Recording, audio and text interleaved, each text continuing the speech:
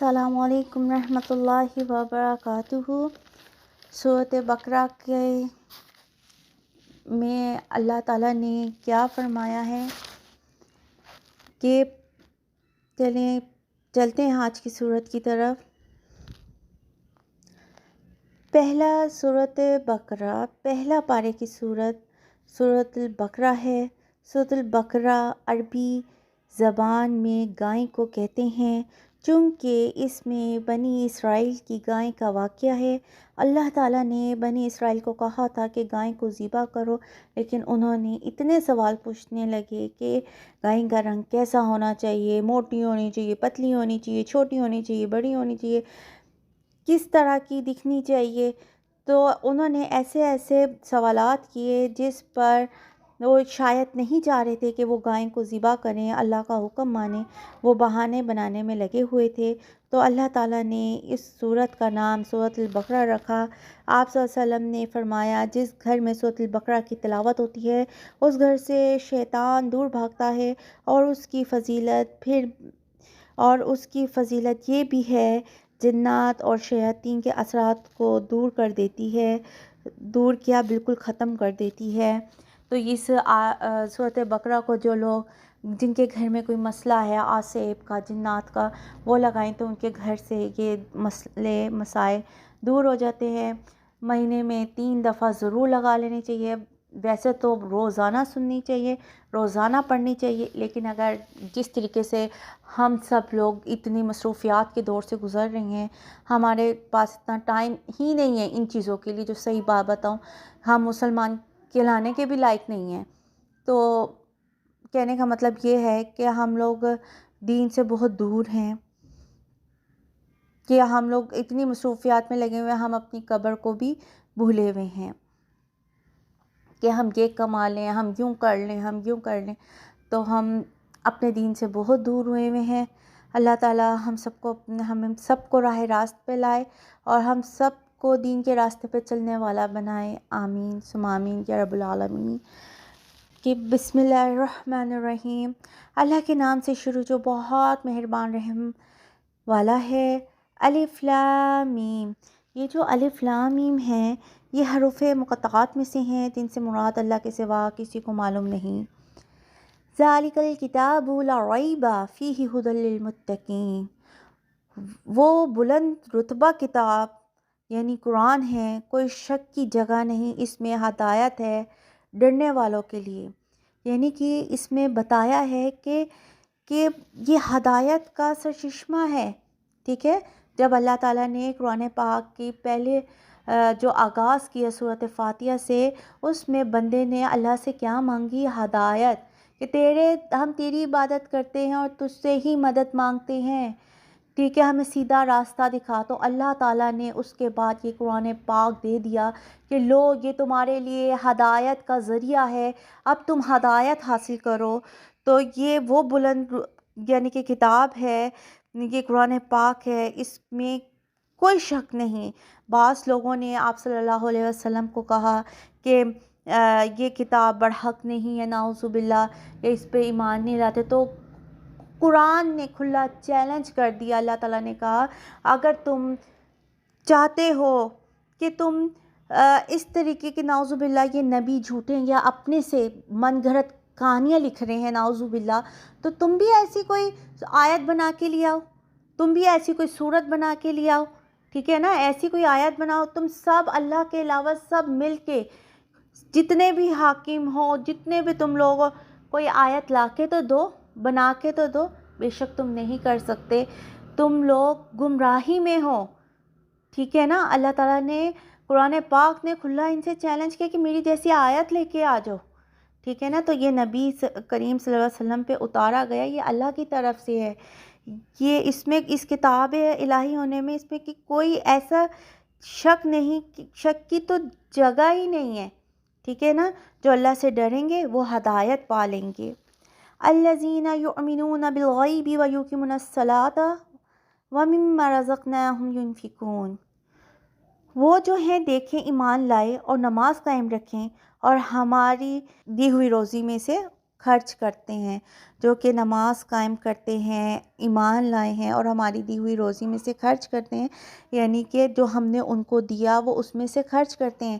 مومن کی صفت بتائی گئی ہے اس میں، ٹھیک ہے نا، کہ ہم یہ جو اپنے دیکھیں انہوں نے غور و فکر کیا، مومنوں نے، ٹھیک ہے، غور و فکر کیا، جانا پرکھا ہے، ٹھیک ہے، کہ اللہ ہے، ٹھیک ہے نا، تو انہوں نے اس چیز میں دیکھا اور ایمان لیا ہے اور نماز قائم کی اللہ کے حکم پر۔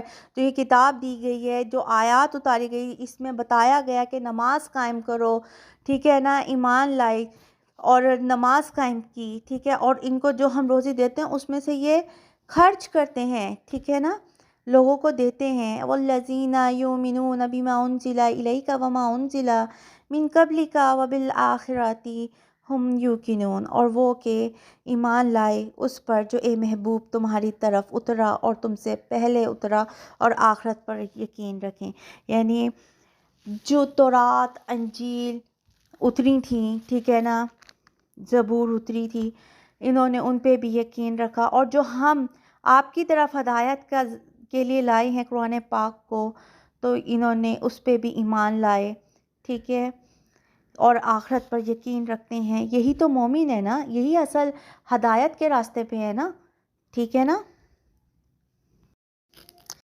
ان الذین کفروا سواء علیہم انذرتہم ام لم تنذرہم لا یؤمنون، بے شک وہ جن کی قسمت میں کفر ہے انہیں برابر ہے چاہے تم انہیں ڈراؤ یا نہ ڈراؤ، وہ ایمان لائیں گے نہیں۔ یعنی کہ قرآن پاک نے آپ صلی اللہ علیہ وسلم کو بتا دیا سورۃ بقرہ میں کہ تم ان کو، کہ اتنے کافر ہے نا، کفر کرتے ہیں، کہ ان کو تم جتنا بھی چاہو دین کی طرف لے آؤ، ان کو ڈراؤ، لیکن یہ ایمان نہیں لائیں گے، ٹھیک ہے نا۔ ختم اللہ علی قلوبہم وعلی سمعہم وعلی ابصارہم غشاوۃ ولہم عذاب عظیم، اللہ نے ان کے دلوں پر اور کانوں پر مہر کر دی اور ان کی آنکھوں پر گھٹا توپ ہے اور ان کے لیے بڑا عذاب، ٹھیک ہے۔ تو اس کتاب میں کوئی شک نہیں، اللہ نے اس کا تعارف خود کروایا ہے۔ اللہ تعالیٰ نے انسانوں کو 3 حصوں میں تقسیم کیا ہے۔ اب جو ہم نے یہ آیات پڑھی ہیں، اس کا ایک مختصراً سا جو ایک تشریح ہے وہ کچھ یوں ہے کہ اللہ تعالیٰ نے انسانوں کو 3 حصوں میں تقسیم کر دیا ہے۔ ایک جو کہ کامل مومن ہوتے ہیں، دوسرے پکے کافر ہیں، اور تیسرے جو کہ منافق ہیں، یعنی زبان سے کہتے ہیں ہم مسلمان ہیں لیکن اندر سے وہ کافر ہوتے ہیں۔ تو ان لوگوں کے دلوں پر اللہ تعالیٰ نے مہر لگا دی ہے، ان کی آنکھوں پہ، وہ کبھی بھی ایمان نہیں لائیں گے، ٹھیک ہے نا۔ کافر صاف لفظوں میں انکار کر دیتا ہے، لیکن مومن اللہ سے ڈرتا ہے ہر کام میں۔ ایون کہ آپ کبھی یقین کریں، اگر تھوڑا سا اسی سے ریلیٹڈ میں بتاؤں آپ کو، کہ کبھی خدا نہ خواستہ آپ سے کوئی گناہ سرزد ہو جائے، آپ کسی سے بات کر رہے ہیں، آپ کسی کی بات ادھر سے ادھر بھی کر دیں، تو آپ کو پتہ ہوگا کہ ہم نے کیا کیا، اور ایک جو سچا مومن ہے نا، اس کا ضمیر اس کو ملامت کرتا رہے گا کہ یار تم نے یہ بات ادھر سے ادھر کیوں کی۔ یہ اصل مومن کی نشانی ہے کہ وہ جو سچے مومن ہوتے ہیں نا، جو مومن ہیں پکے والے، وہ اللہ سے ہر بات پہ ڈرتے ہیں۔ وہ نماز نہیں بھی پڑھ پاتے تو ان کے دل میں ان کا ضمیر ان کو ملامت کرتا رہتا ہے کہ نماز ادا کرو۔ نماز قرآن میں نماز کا ہے کہ حکم ہے، نماز کے بغیر آپ جنت میں داخل نہیں ہوں گے، سب سے پہلے قبر میں نماز کا ہی پوچھا جائے گا، ٹھیک ہے نا۔ تو نماز قائم کرنے کا حکم دیا گیا ہے قرآن پاک میں، ایمان لانے کا، ٹھیک ہے، زکوٰۃ دینے کا، ٹھیک ہے نا۔ اس سورۃ بقرہ میں زکوٰۃ دینے کا بھی بتایا گیا ہے، ٹھیک ہے، کہ زکوٰۃ دو، ایمان لاؤ، ٹھیک ہے، پیغمبروں کو مانو، صحابہ کو مانو، ٹھیک ہے، آخرت پہ یقین رکھو، مومن کی نشانی بتا دی، ٹھیک ہے۔ پھر وہ بتایا جو کہ دوسرے نمبر پہ تھے، جو پکے کافر تھے، کہ آپ ان کو کچھ بھی بتائیں ان کو کوئی فرق نہیں پڑے گا، وہ کھلی گمراہی میں ہے۔ اور تیسرے کیٹیگری بھی اللہ تعالیٰ نے بتاتی منافقوں کی، کہ وہ ایک طرف انہیں کسی سے مطلب ہوگا تو وہ اس طرف ہو جائیں گے، جب ان کا مطلب ختم ہو کے کافروں کے ساتھ ہوگا تو وہ اس طرف ہو جائیں گے۔ تو اللہ تعالیٰ نے یہ بتا دیا ہے۔ اس صورت میں اللہ تعالیٰ نے بہت اہم حکم دیا ہے، جو قرآن کا تھوڑا سا خلاصہ بتا رہی ہوں، کہ اے لوگو عبادت کرو اس رب کی جس نے تم کو پیدا کیا، جیسے تم سے پہلے لوگوں کو پیدا کیا۔ اللہ تعالیٰ نے حکم دیا ہے کہ میری عبادت کرو، ان لوگوں کی طرح نہ بنو جن کے درجنوں خدا ہیں۔ پھر اللہ نے بتایا کہ میں نے کیسے آسمان سے بارش برسائی ہے، تمہیں پیدا بھی کیا اور تمہیں زندہ رکھنے کا انتظام بھی کیا۔ دعویٰ بھی اس صورت میں یہ ہے کہ اللہ نے کہا کہ کہیں تمہیں اس کتاب قرآن کے خدشہ نہ ہو کہ یہ قرآن کہیں اللہ نعوذ باللہ آپ صلی اللہ علیہ وسلم نے خود سے تو نہیں اپنے اوپر اتار دیا، ٹھیک ہے نا، یعنی آیتیں آ رہی ہیں تو آپ اس کو جھٹلاؤ نہیں۔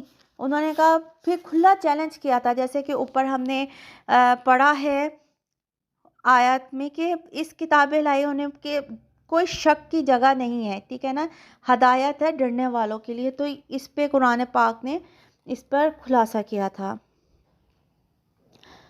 اور اس کے علاوہ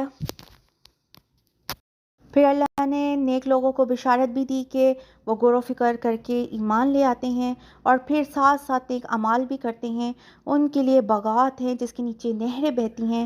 اس صورت میں اللہ تعالیٰ نے ایک مچھر کی دلائل بھی دی ہے کہ جب یہ دلائل دی گئی تو مشرکین مکہ نے مذاق اڑایا کہ رب ہو کر حقیر چیزوں کی مثال دیتے ہیں۔ اللہ تعالیٰ نے فرمایا، اللہ مچھر کی مثال دیتے پر کبھی بھی نہیں شرماتا، اس لیے مچھر دیکھنے میں حقیر ہے لیکن حقیقت میں حقیر نہیں ہے۔ اگر آپ کو مچھر کے متعلق پتہ چل جائے کہ مچھر کیا، اگر آپ بائیولوجی میں پڑھیں یا سائنس سے ریلیٹڈ پڑھیں تو آپ کو پتہ چل جائے گا مچھر حقیر چیز نہیں، اس حقیر تو ہے لیکن دکھنے میں تو حقیر لگتا ہے لیکن حقیقت میں حقیر نہیں ہے۔ اللہ کی قدرت کا بہت بڑا نمونہ ہے۔ یہ سب بہت بڑی مثالیں ہیں، جو ایمان لانا چاہتے ہیں وہ یقین کر لیں گے۔ آپ کو پتہ ہے چھوٹے سے چھوٹا کیڑا بھی اللہ تعالیٰ کی دیکھیں کیسے اللہ تعالیٰ ان کو رزق عطا کرتا ہے۔ چونٹیوں کی آپ دیکھ لیں کہ چونٹیاں کیسے قطار میں ایک ساتھ جاتی ہیں، آپ کہیں بھی انہیں چھوڑو وہ واپس اپنا راستہ نکال کے اپنی جگہ پہنچ جاتی ہیں، ان کے آگے جتنی بھی کیا مشکل آپ کھڑی کر دو۔ تو کہنے کے بعد یہ ہے کہ اللہ تعالیٰ ان مثالوں سے نہیں شرماتا، بلکہ وہ کہہ رہا ہے کہ یہ جو مچھر ہے نا، یہ مچھر کو کی اگر میں پوری وضاحت کروں ڈیٹیل میں تو آپ کو پتہ چل جائے گا کہ یہ دکھنے میں حقیر ہے لیکن حقیقت میں حقیر نہیں ہے، اللہ کی قدرت کا بہت بڑا نمونہ ہے۔ یہ سب بہت بڑی مثالیں ہیں، جو ایمان لانا چاہیں وہ یقین کر لیں گے، جو ایمان والے ہوں گے وہ اس پر یقین کر لیں گے ان مثالوں پر، لیکن جو یہ کافر ہوں گے جو کہ اعتراض کرتے رہیں گے اور اللہ نے اس طرح کی مثالیں کیوں دے رہا ہے، تو کہنے کی بات ہے انہوں نے یقین نہیں کرنا، ٹھیک ہے، وہ کھلی گمراہی میں ہے جو ہم نے پڑھ لیا ہے۔ اسی صورت میں اللہ تعالیٰ نے انسان کی پیدائش کا ذکر بھی کیا کہ کیسے پیدائش ہوئی ایک انسان کی۔ اللہ کہتے ہیں کہ ہم نے فرشتوں سے پہلے ذکر کیا کہ ہم زمین پر اپنا نائب بنانا چاہتے ہیں، اپنا خلیفہ بنانا چاہتے ہیں۔ فرشتوں نے کہا، آپ ایسا نائب بنانا چاہتے ہیں جو زمین پر فساد برپا کرے گا؟ اللہ تعالیٰ نے فرشتوں سے کہا، میں انسان کے متعلق وہ جانتا ہوں جو تم نہیں جانتے۔ اللہ نے بتایا، ہم نے حضرت آدم علیہ السلام کو چیزوں کے نام سکھائے تو فرشتے عاجز ہو گئے۔ اللہ تعالیٰ نے کہا، میں نے نہیں کہا تھا جو میں جانتا ہوں وہ تم نہیں جانتے؟ پھر اللہ نے بتایا کہ کس طرح شیطان نے حضرت آدم علیہ السلام کو سجدہ کرنے سے انکار کر دیا اور کیسے اسے جنت سے نکال دیا گیا، ٹھیک ہے، کس طریقے سے آسمانوں سے نکال دیا گیا تھا، اور اللہ نے بتا دیا تھا کہ اب تم قیامت تک جو ہو تم ایک سجدہ نہ کرنے پر اس کو اتنی بڑی سزا دی تھی اللہ تعالیٰ نے، جبکہ شیطان جو ابلیس ہے اس نے جتنی عبادت کی ہے، اب اسے اپنے اوپر غرور تھا کیونکہ وہ آگ سے بنایا گیا تھا اور جو ہے انسان کو مٹی سے بنایا گیا تھا، تو اسے غرور تھا کہ میں تو آگ سے بنا ہوا ہوں۔ اس نے اتنی عبادت کی لیکن ایک اس نے اللہ کے حکم کے انکار پر کر دیا ایک بات پر، تو اللہ نے اسے وہاں سے نکال دیا اور وہ کھلا دشمن بن گیا۔ تو پھر اس نے کس طریقے سے حضرت آدم علیہ السلام کو سجدہ کرنے سے انکار کیا اور کس طریقے سے جنت حضرت بی بی حوا حضرت اماں حوا کو اور حضرت آدم علیہ السلام کو کیسے برگلایا تھا، ٹھیک ہے نا۔ تو کس طریقے سے جنت سے نکلوایا ایک درخت کا پھل کھلوا کے۔ تو حضرت آدم علیہ السلام سے اللہ تعالیٰ نے کہا کہ اپنی اولاد کو قیامت تک کے لیے اعلان کر دیں کہ میری طرف سے ہدایت آتی رہے گی، جو میری اس ہدایت کی پیروی کرے گا، پیغمبروں کو مانے گا، وہ دوبارہ اسی جنت میں داخل ہو جائے گا، اور جو انکار کریں گے اور وہ جہنم کی آگ میں داخل ہوں گے اور ہمیشہ اسی میں رہیں گے۔ یہ قرآن ہدایت کا ذریعہ ہے۔ پہلے بھی قومیں آئی تھیں جن پر کتابیں دی گئیں، صحیفات اتارے گئیں آسمان سے، ہم نے ان سے پہلے لوگوں کو بھی کتابیں ہم نے تم سے پہلے لوگوں کو بھی کتابیں دی تھیں، پر انہوں نے قدر نہیں کی۔ تو تم اس قوم کی طرح نہ ہو جانا۔ اس قوم میں سرفہرست یہود کی قوم ہے۔ بنی اسرائیل سے اللہ تعالیٰ نے خطاب کر رہے ہیں، اے بنی اسرائیل، میری ان نعمتوں کو بار بار یاد کرو جو میں نے تم پہ عطا کیا تھا، اور تم میں سے تم نے عہد کیا، ان کو پورا کرو۔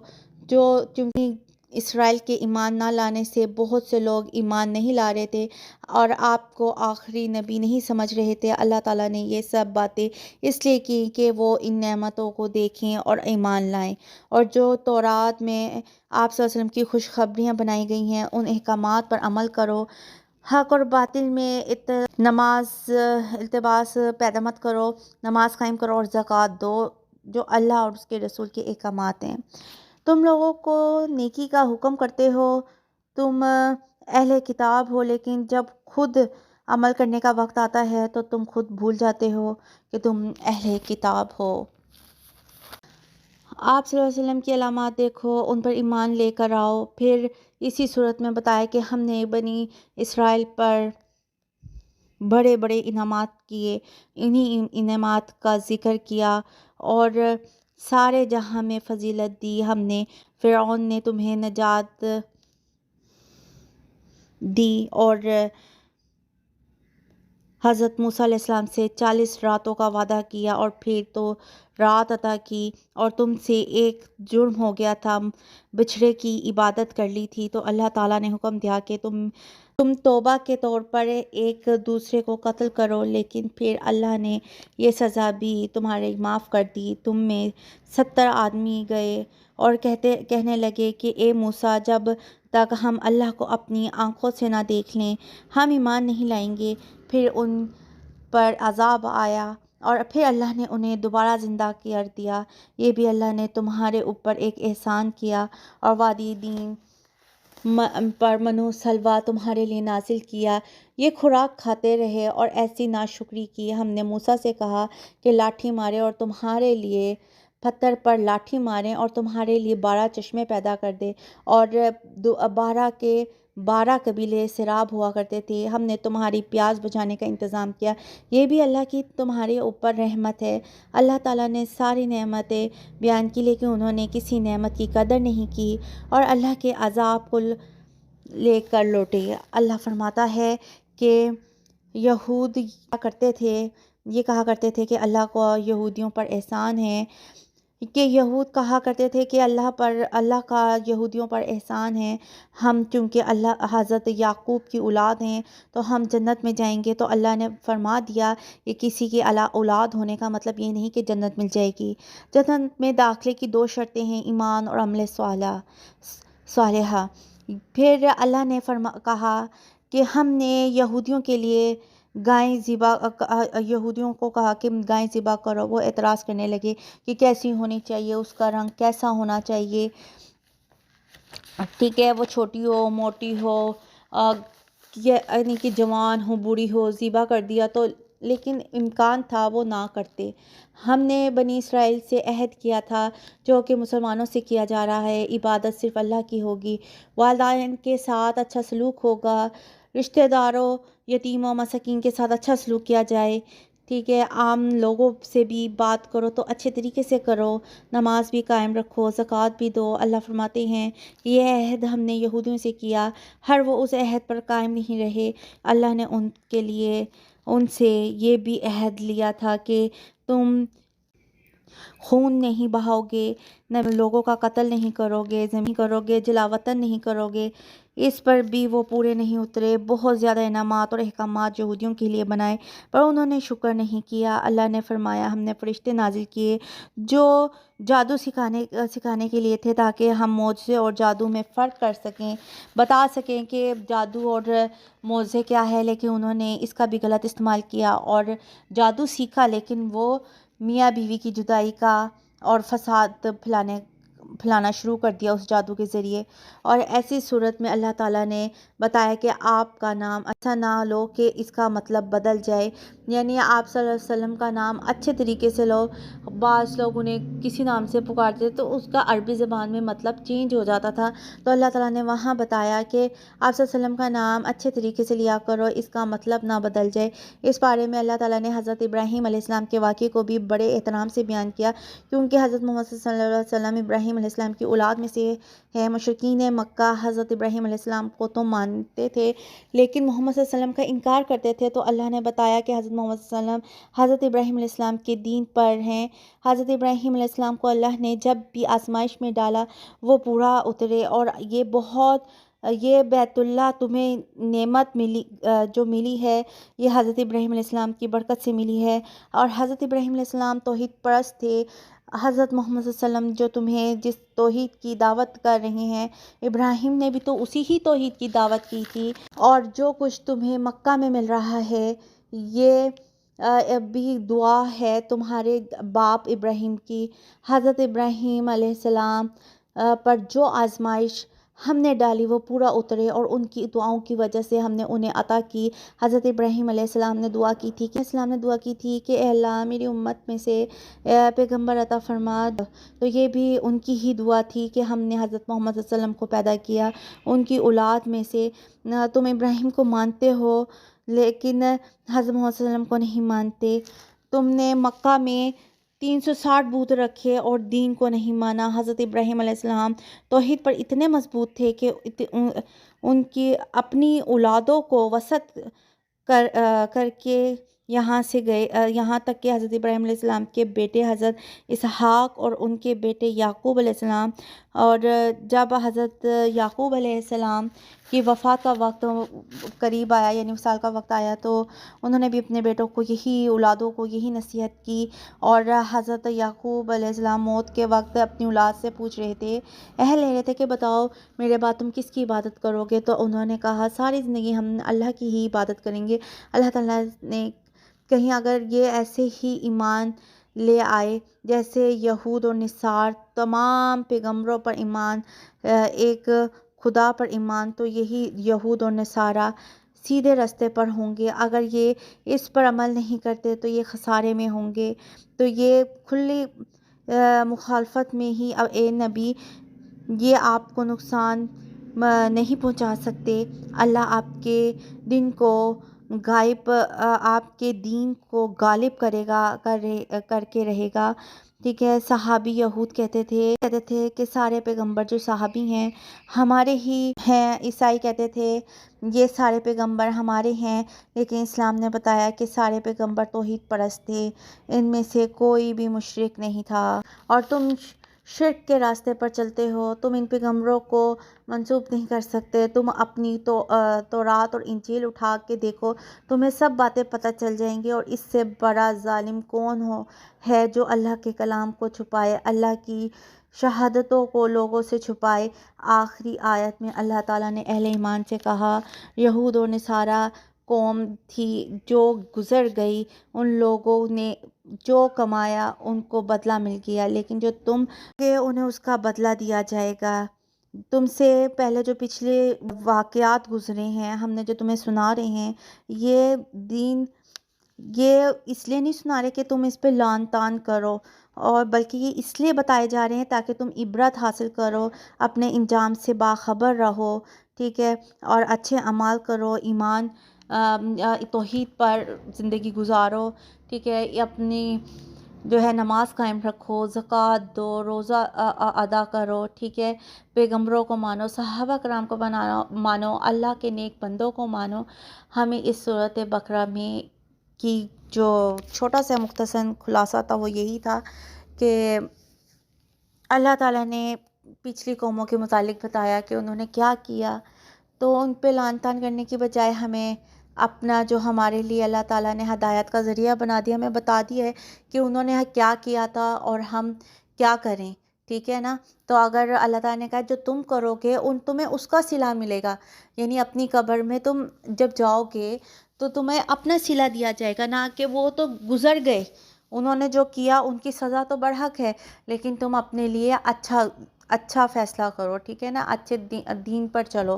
یعنی کہ اللہ تعالیٰ نے یہاں یہ بھی بتا دیا کہ انجام کو عنقریب پہنچنے والے ہیں، وہ تو پہنچ چکے ہیں لیکن تم بھی اپنے انجام کو عنقریب پہنچنے والے ہو۔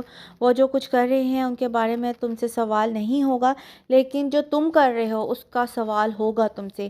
اللہ تعالیٰ ہم سب کو قرآن پڑھنے اور عمل کرنے کی توفیق عطا فرمائے، اور اگر ہم سے کوئی غلطی سرزد ہو گئی ہو تو اللہ معاف کرے اور ہمیں بھی سیدھی راہ پہ چلائے، ہم معلومات پہنچانے کی توفیق دے، اور خدا نہ خواستہ کا کوئی غلطی سرزد ہو گئی ہو یا کوئی واقعہ بیچ میں رہ گیا ہو تو اس کے لیے معافی کی طلبگار اپنی دعاؤں میں یاد رکھیے گا۔ اللہ حافظ۔